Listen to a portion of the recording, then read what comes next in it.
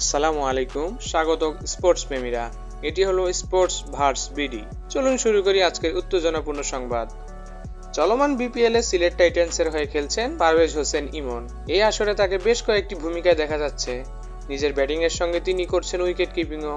গত শুক্রবার সংবাদ সম্মেলনে নিজের ভূমিকা নিয়ে ইমন বলেছেন, আমি চিন্তা করছি আমার মাইন্ডসেট নিয়ে। প্রথম 5 ম্যাচে 4 নম্বরে খেলেছি, এরপর ওপেনিং খেলেছি, যা আমার জন্যও ভালো হয়েছে।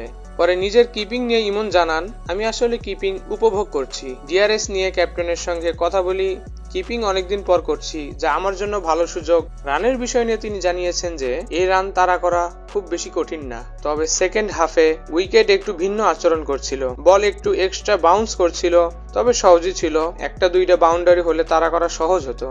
ইমন আরো জানিয়েছেন, মঈন আলী থাকা পর্যন্ত পুরো কনফিডেন্স ছিল।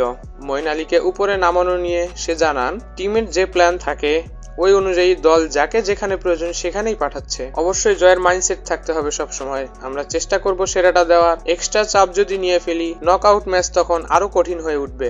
নর্মাল প্রসেস অনুযায়ী খেললেই ভালো। পুরো বিপিএল এ একবারও 200 রান হলো না কেন?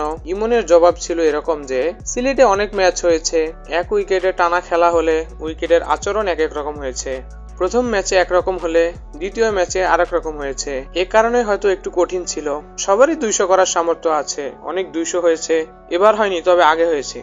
এটাই ছিল আজকের স্পোর্টস আপডেট। ভিডিওটি ভালো লাগলে অবশ্যই লাইক দিন, কমেন্টে আপনার মতামত জানান, আর প্রতিদিনের সর্বশেষ খেলার সংবাদ পেতে স্পোর্টস ভার্স বিডি চ্যানেলটি সাবস্ক্রাইব করতে ভুলবেন না।